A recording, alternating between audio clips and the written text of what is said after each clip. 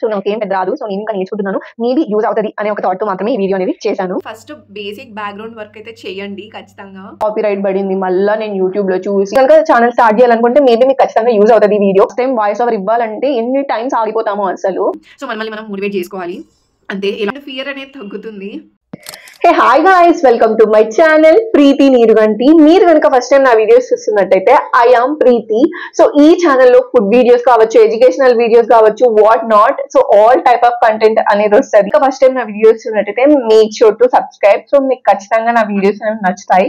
So ఈ రోజు నేను దేని గురించి మాట్లాడబోతున్నాను అంటే yes finally 3 months of content creation అనొచ్చు, యూట్యూబ్ అనొచ్చు, ఐ డోంట్ నో ఏమని కాల్ చేయాలో, కానీ 3 months అవుతుంది. ఇంకా ఈ మంత్ 11th వస్తే సో 3 months ఆఫ్ అనేది షేర్ చేస్తాను. 3 months లో ఏం నేర్చుకోవచ్చు అని అనుకుంటే మనం 3 months లో ఒక కోర్స్ నేర్చుకునేటప్పుడు యూట్యూబ్ గురించి ఎందుకు తెలుసుకోలేము చెప్పండి.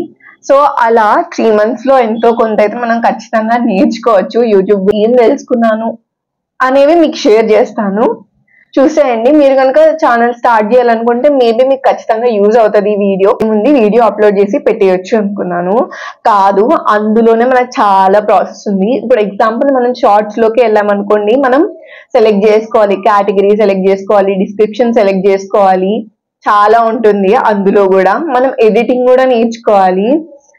పోస్ట్ చేసాము ఊరికే ర్యాండమ్ గా పెట్టాము అనేది కాదు, ఎఫర్ట్స్ కూడా చాలా అంటే చాలా కావాలి అండ్ టైం కూడా ఇవ్వాలి.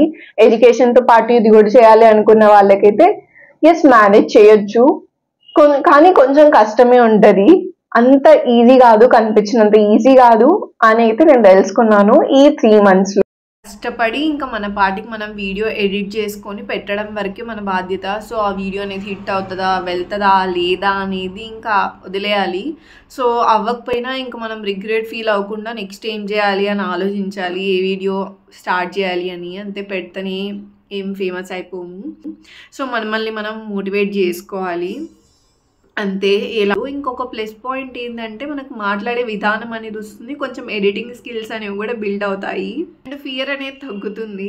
సింగిల్గా తీసుకుంటుంటారు వాళ్ళ పాటికి వాళ్ళ వీడియోస్. సో అది కూడా డెఫినెట్గా ఒక చుక్కలే అని చెప్పచ్చు. ఎందుకంటే వాళ్ళకు వాళ్ళు మానిటర్ చేసుకోవాలి, ఎలా కనిపిస్తున్నారో చూసుకోవాలి, నీట్గా ఉందా లేదా చూసుకోవాలి, సో మరీ ఎడిట్ చేసుకోవాలి, మరీ అప్లోడ్ చేయాలి. సో ప్రాసెస్ అనేది కూడా ఉంటుంది. ఫస్ట్ టైం వాయిస్ ఓవర్ ఇవ్వాలంటే ఎన్ని టైమ్స్ ఆగిపోతామో అసలు, చాలా అంటే చాలా కష్టం అయిపోతుంది.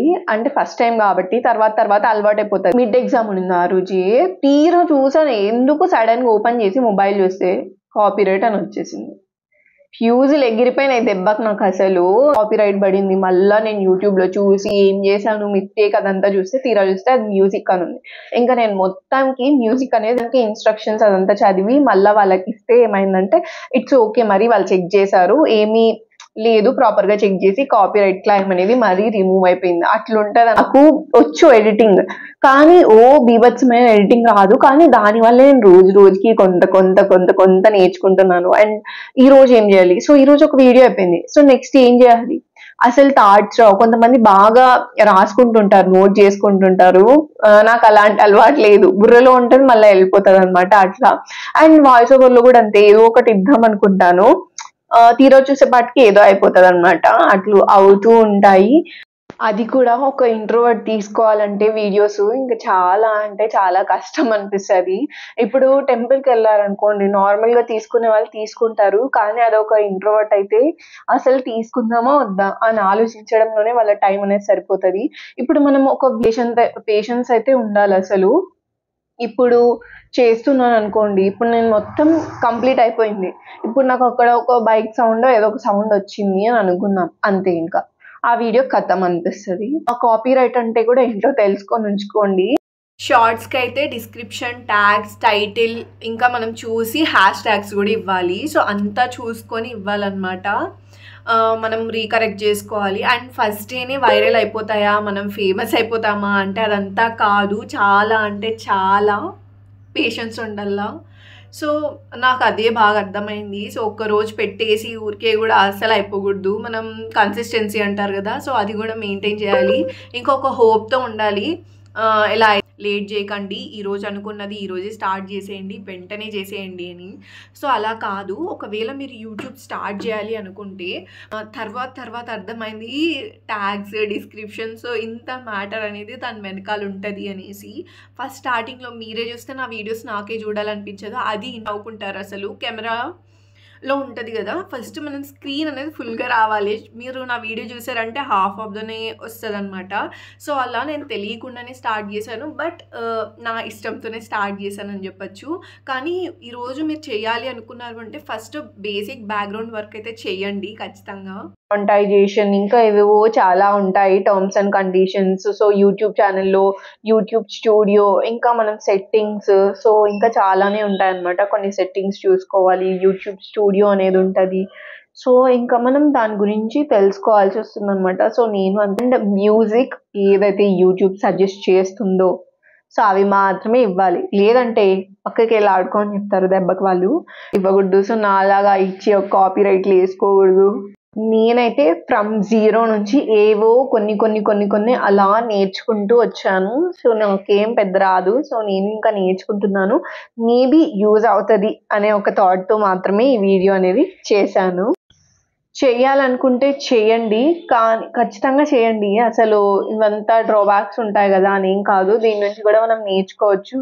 సో ఎక్కడ ఆగద్దండి, ఖచ్చితంగా మీరు చెయ్యాలి అని అనుకుంటుంటే డెఫినెట్గా ట్రై చేయండి. ఇది కూడా మీకు ఒక మంచి ఎక్స్పీరియన్స్ అనేది అనిపిస్తుంది. సో ట్రై చేయకుండా రిగ్రెట్ ఫీలింగ్తో ఉండే కన్నా మనం ట్రై చేసి ఓకే ఇది మన వల్ల కాలేదు అని వదిలేయడం అన్నా బెటరే, కానీ దాని నుంచి నేర్చుకుంటాము ఖచ్చితంగా. సో మీకు చేయాలనిపిస్తే ట్రై చేయండి, ఒక గుడ్ ఎక్స్పీరియన్స్ అసలు. అంతే, నేను నాకు తెలిసిన కొంచెం ఇన్ఫర్మేషన్ని మీకు తెలియజేశానని అనుకుంటున్నాను మేబీ. సో మీకేమైనా తెలిసి ఉంటే ఖచ్చితంగా చెప్పండి. అండ్ నా థంబ్నెయిల్ చూసి అస్సలు భయపడద్దండి, ఏదో నేను అట్లా ట్రై చేస్తాను అంతే. నేనేం ఇంకా ప్రూవ్ కాలేదు, ఇంకా బిగినర్ స్టేజ్లోనే ఉన్నాను.